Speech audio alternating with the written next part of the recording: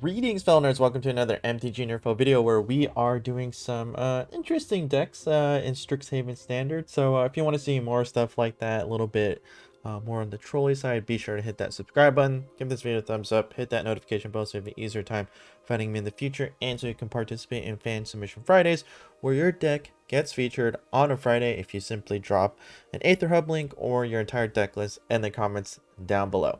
And of course I'm live on Twitch, usually from 7:30 to 10 or 11. So if you want to see me go live, go ahead and check me out on Twitch. I'll be playing a variety of different games. But I will also definitely be focused on Magic, usually Mondays and Tuesdays. So, go ahead and check me out there. So, yeah.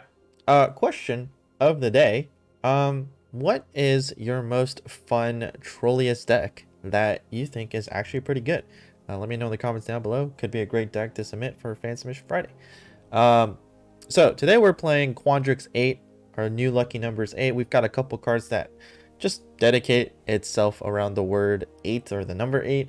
And it'll be interesting because I'm not really sure what we're trying to do except really win with some interesting cards and ramp as quickly as possible. But we're going to do our best here. So let me show you what we're working with. So there's 3 ops for the card draw. We have a couple of Magecraft going on a little bit, so this is a nice way to find what we're looking for. 3 negates, always pretty good. 4 emergent sequence for the ramp, and it also creates a creature, so this card's actually like pretty good in general.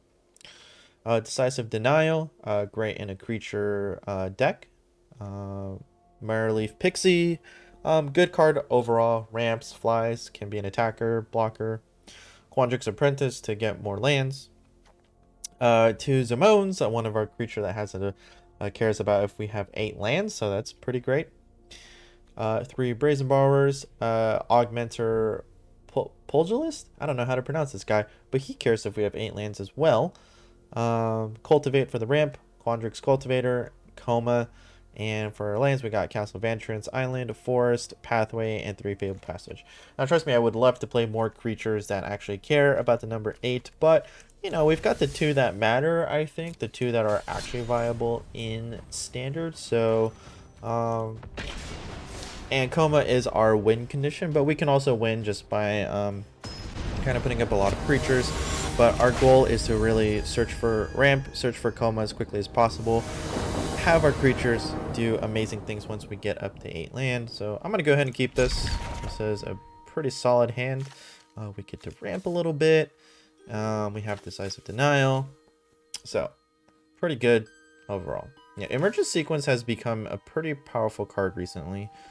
Just because it can ramp and it provides a creature. So it is susceptible to removal, but still pretty good overall. I'm going to go ahead and keep that Fabled Passage. We like lands. Looks like we're playing against a road deck. No surprise there. Always going to be in the meta. Always will be relevant. Ooh. So I could ramp, or I could play the Quandrix Apprentice. I'm going to go ahead and just ramp a little bit. Quandrix Apprentice can get me what I need later on, so that's why playing it later. And okay, so we do lose the creature here, but okay, that ended up working as well. Also, getting them to use a removal spell early on is always welcome in our situation.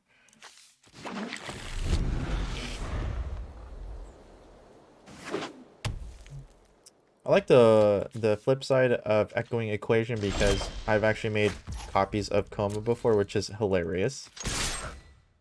Let's see. Okay, sure.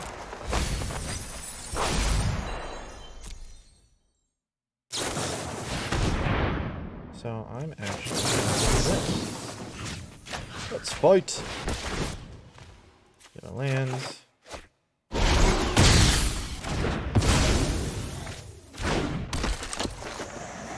So unfortunately we are going to lose our apprentice because of the fight, but it's not too bad.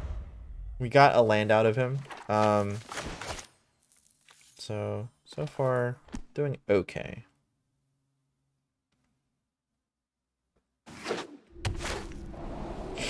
I still think playing Temple of Deceit is wrong for rogues, but I could be wrong about that.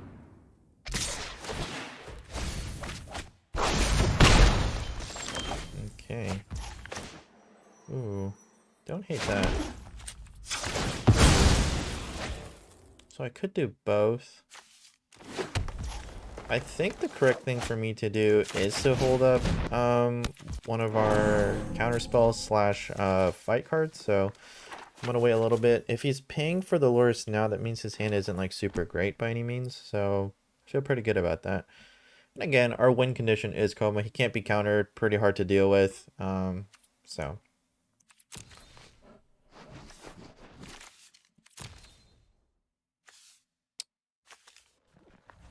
Yeah, I would have loved to keep the cultivates, just so I could get him +5/+5 in trample, but it's not in the cards, so to speak. So, ooh, rogue trying to time me out. That's interesting. Very interesting decision.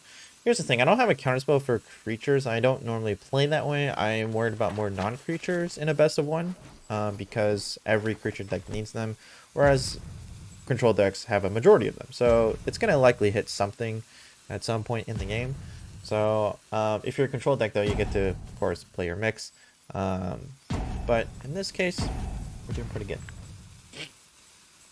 So I never say anything, even when the opponent's trying to BM or try to, say stuff, because the thing is, you might actually anger them into making good decisions. And, mind games are part of Magic. So I'm just going to play this out and beat rogues, I think. I shouldn't get too cocky, but I feel pretty confident. And worst comes to worst, if he does nothing, then I don't need to do anything. I don't need to fight, technically. Alright. Sweet. Yeah, I'm just going to keep waiting it out.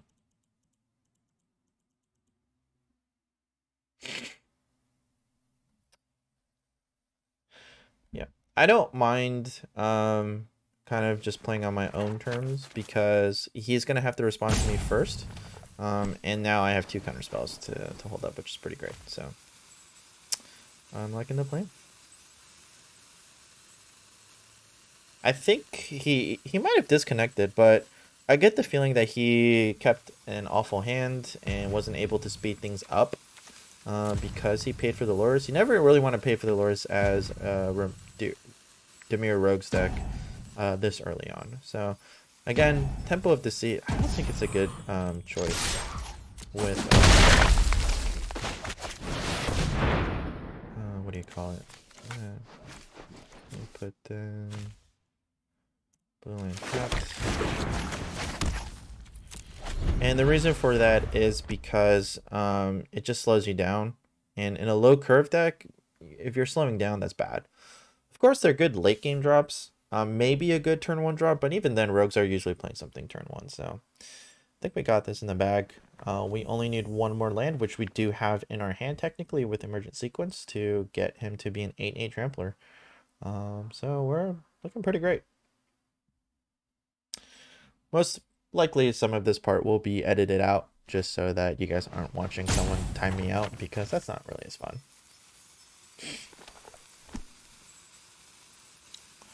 I'm gonna win another one. I have like pretty good lucks against rogues. Like I think I have an over 50% win rate with my decks, which is interesting because my decks aren't like always super meta. So it's really interesting. I think, I don't know, maybe I've always built in the mind of like, okay, how can I beat like a super fast deck like mono red, like rogues? And I just, again, playing counter spells, super crucial. So just something to keep in mind if you're deck building, kind of like a more of like a homebrew. Always kind of keep in mind of the meta, because you do want the deck to work out. You may not be able to get put in everything you want like this. I wasn't able to stuff in every creature that has the word 8 in it, but we are still able to cinch out a victory. Again, the 2 creatures that matter with the number 8 is our researcher and our trampler. So if you have those 2, pretty much set. And he was going to be an 8/8 trampler next turn. So, oh, this hand's great. I get to opt, I get to ramp or hold up for a Brazen Bar, depending on what they're playing. Could be mono red. What does this deck struggle against? Probably super fast-paced decks like mono white that like have a strong curve. I think this deck is pretty good against mono red, because you can just slow them down enough or counter enough things to your advantage. But mono white, like usually if they play like a turn 1 and then a turn 2 Luminarch Aspirant, you're kind of in trouble.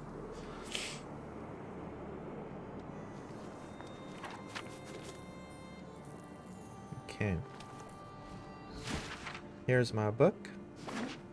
Okay, so again, we are playing against mono red. So again, this deck does pretty decent because it slows them down enough, and we have cards like Decisive Denial to fight some of their low-end creatures.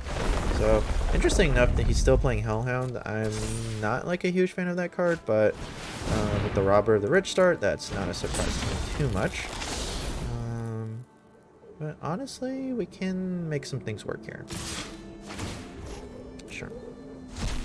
Okay, got rid of a land, that's fine. We end up taking 4. Go ahead and opt here. I'm not sure if I can be playing Cultivating against him on a red deck because it's just super fast. So as much as it pains me, I'm gonna have to send that back. So I can either play an Apprentice or hold up for a Brazen Bar. I'm actually gonna just play the Apprentice. If they have a removal spell, the earlier I get them to use it, the better. So if he has it, he has it. Better to have him use it now. And I'm more than happy to trade with the Robber of the Rich. That is a very easy decision for me. Probably has a Bone Crusher Giant right here, most likely, or a Shock or some sort of removal spell. But if you get them to use it as early as possible, it's actually much better, because in the late game when you stabilize, you can kind of just hold off on your own, because if they're out of removal spells, they're not likely to make trades.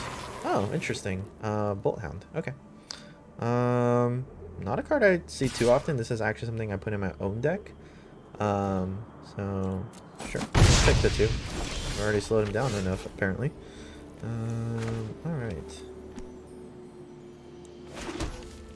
Okay, so I have options here, so I'm just gonna wait a little bit. I suspect he has an Embercleave of a sort. So if I can actually get him to use it and play Negate here, I'll be in a pretty good position.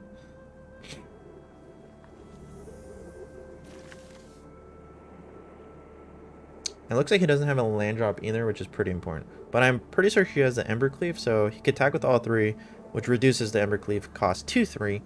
But you can actually make some really powerful decisions here. So I'm actually not too worried. Okay. So this is not an Embercleave, surprisingly. That's super important to recognize right now. So he's in a really tough spot.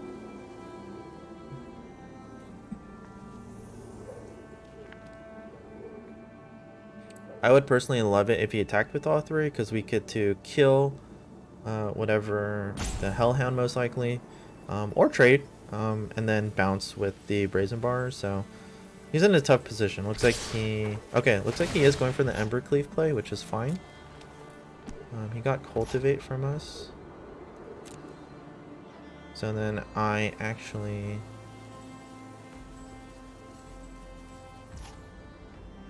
So I get to wait. I'll block here.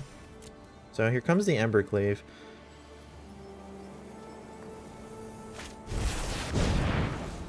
Okay.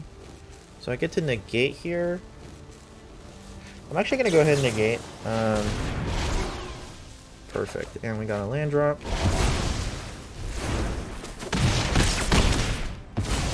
Perfect. So that worked out pretty well, I would say.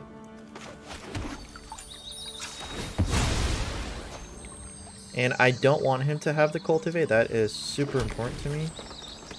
So I'm actually going to go ahead and fight here. This sounds crazy, but I don't want him to Cultivate. No lands. That's fine. And we'll play our Pixie. So we've missed our big creature, sadly, and our 3/4. That would have been a great card. But we managed to get rid of most of his board. We got rid of an Embercleave, so I would say we're in a really good position overall. Worst comes to worst, we could play our Zimone. Not a card I'm too particularly thrilled about. Looks like he just drew a land. I suspect he has another Embercleave. We can survive it this turn. I actually would make trades at this point because I have 6 lands, which unless I draw a Coma right now, I'm not going to be super tempted to play to hold back Pixie Fairy, so sure, that's fine. Doesn't mean that much to me. Decides to attack with both, sure.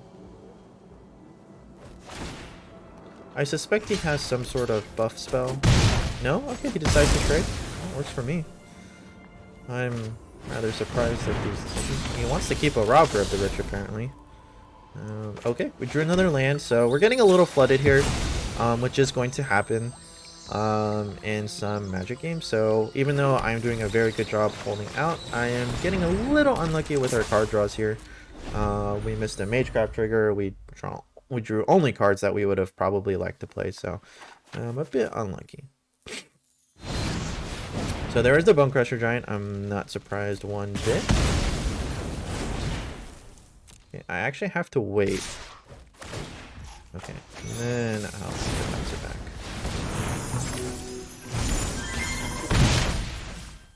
Gets to play it again in this turn, but we slow him down just a little bit.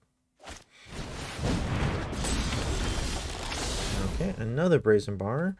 Not particularly a card I want to see right now, actually, but I'll have to play with what I have.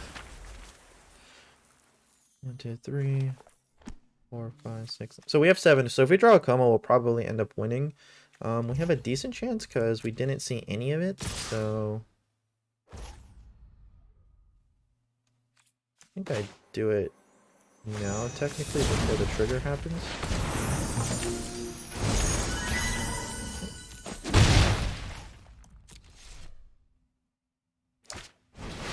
So yeah, it does end up playing the Cultivate here. Oh, because he can still play Robber of the Rich. Okay. So that actually helps him out a lot because he gets to play land and play Robber of the Rich. So the opponent actually ended up stealing a card from us that mattered. And again, we're getting a little unlucky, right? If we don't draw a Coma here, we do end up losing, which does seem like it is going to happen. So actually, we can stall for one more turn.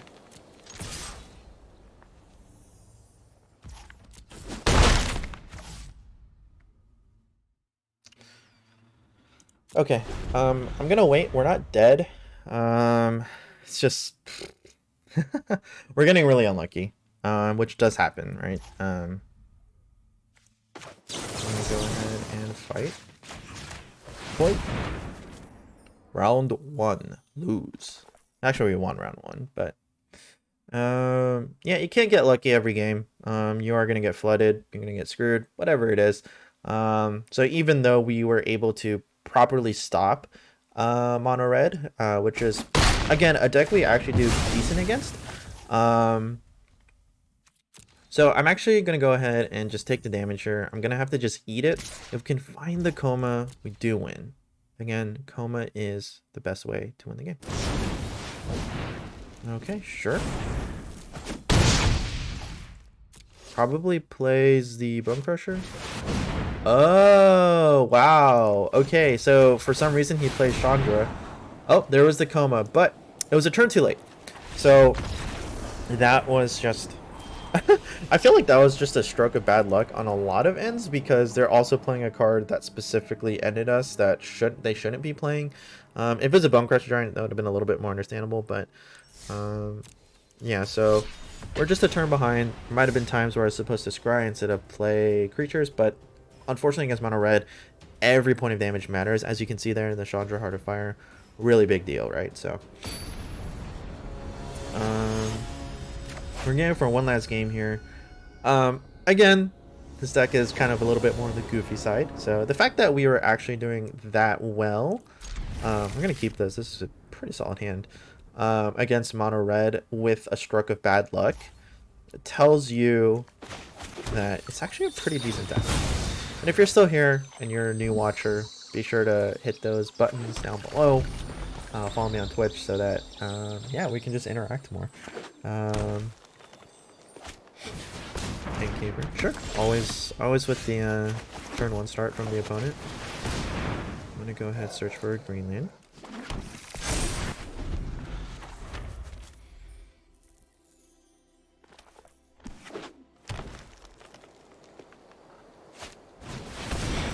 So ramp, that's fine.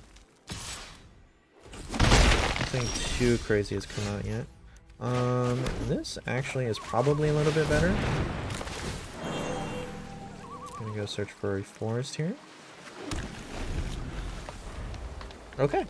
I actually really like this so far. We have 5 lands, 6. We can get up to 7 already. Can play the Pugilist. I still don't have any idea how to pronounce him. So he's in Ramp City. It's a little concerning, not gonna lie. But it's not the worst. But it does mean I do have to worry about big creatures in the future. I'm gonna go ahead and attack here.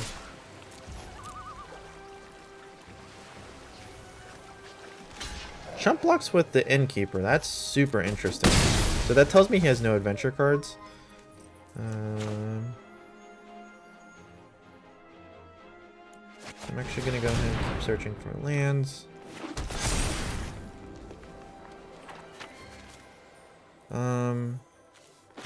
Sure. I'll go ahead and play the Pugilist.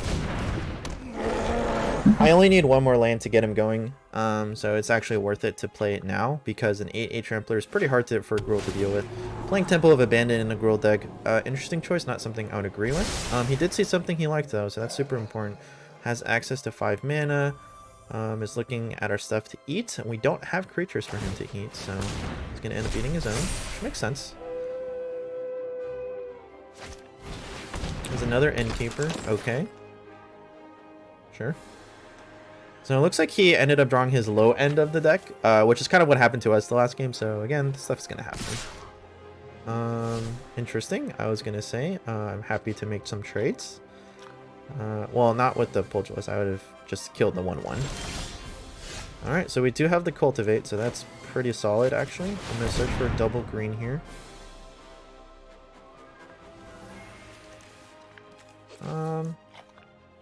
Yeah. Actually, I do need a blue. Let's put in the green tapped. We have an 8/8 Trampler, which is fantastic.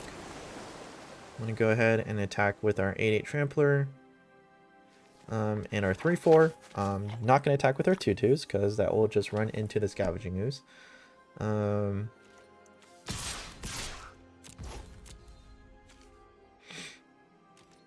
So we actually get to start to draw 2 cards at some point. So chump blocking is not super great at this point because now he's a Trampler. So I'm pretty happy about our outcome actually. It's pretty insane.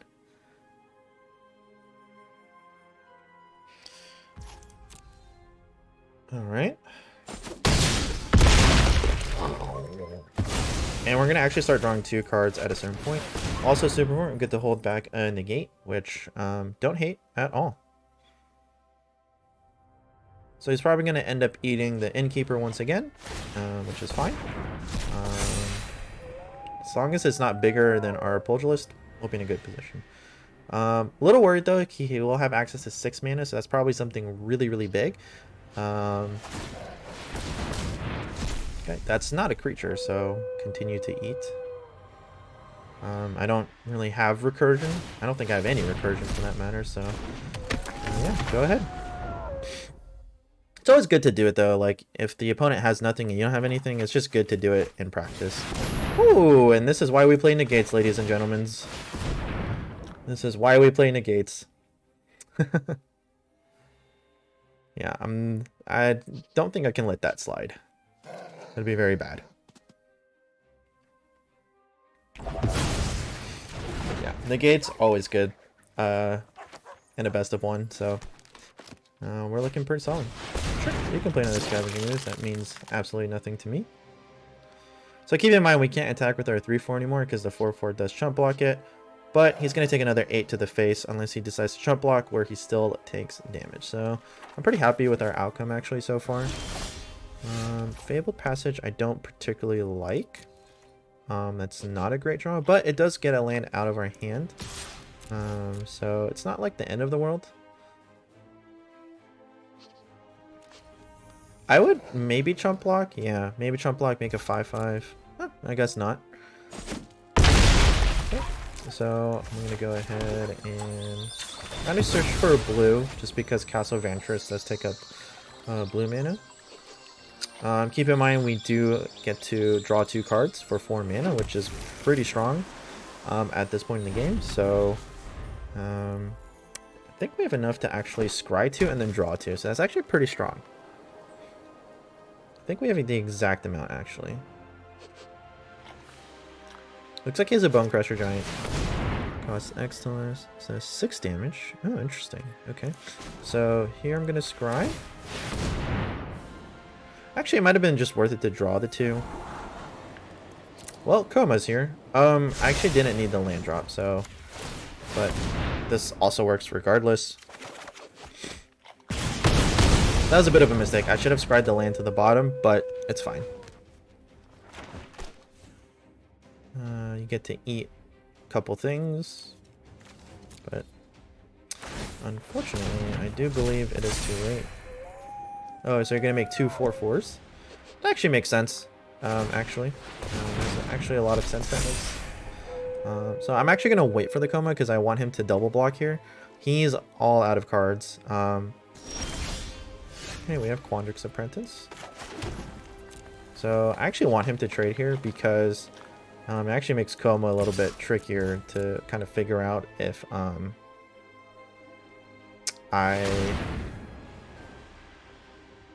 Okay.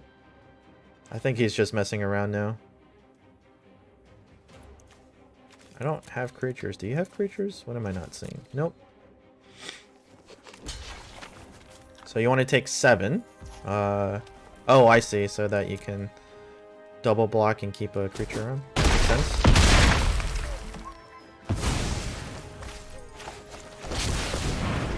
Here's Coma. And here's Quandrix Apprentice. So, yeah, have fun. Have fun figuring this out. Because I actually get to tap down blockers. I could actually potentially tap down 2 blockers because it's on upkeep. Sure. Yeah, I get to tap down the bigger Scavenging Ooze, which is the one that will matter. And each top deck line, so... that stuff happens. It does happen, just like it did for us. So... we did have the better deck. He's playing some weird stuff, though. Like, I don't know why you would play Volcanic Salvo. I mean, I get that it's cost cheaper with the big creatures you have, but it's not a card I would necessarily put in. I don't know if he's trying to time me out, but... It's interesting. I always think it's super interesting. It's like, I'm going to time you out. Maybe you'll quit. It's like, why would I quit? Like, I'm about to win. Like, there's actually literally no outs for you. So... This is like the most interesting BMing I've seen in a video game because it's like, as a gamer, you take the victories, whether, you know, even if it's a little cheap sometimes. You might not feel proud about the cheap victories, but you take them, you know, so I don't know. I guess that's their thing. I'll take a cheap victory if they're just that impatient, but it's like, I don't think anyone's been that impatient enough to just scoop the game. So I'm actually going to kind of encourage him to just not be a BMer a little bit. Oh, you're boring. So, Nestor, hope that you've learned your lesson that sometimes meta decks aren't always the way to win. Sometimes troll decks are enough to get there, and that BMing does not work. It's okay to say good game and concede, you know, all that stuff, so. Yeah, he actually doesn't have enough blockers to stop me anyway, so. I think we got it.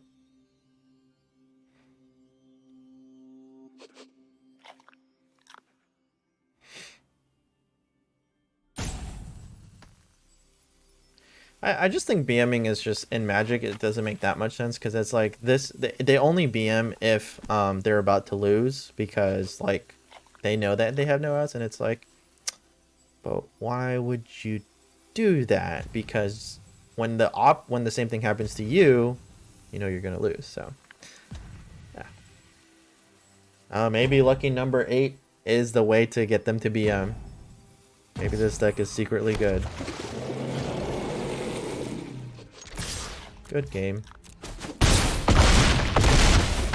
Well, thank you for allowing me to do -21 to your health. That's actually funnier for me. I think that's a bigger embarrassment for you personally. But man, whatever. You take them. You take whatever you want to take. So yeah, it was a lot of fun. I like playing on words and trying out weird things. So hopefully you guys enjoyed that as well. Again, follow me on Twitch. Be sure to hit those buttons down below if you're still here. That means you're interested. That means you've enjoyed my content, and it means you enjoy seeing meta decks lose. So yeah, that's what we do here, honestly. So hit those buttons down below. Right now, up top, YouTube is showing you my most recent upload. Then right below that is a video that YouTube thinks you specifically like. Probably a deck you haven't seen me play. So go ahead, check those videos out. Really helps me out. Thank you all so much for watching, for supporting me during this time. We're on the road to 300 subscribers, so thank you. Thank you for all your support. I'll see you for your next NerdPhil.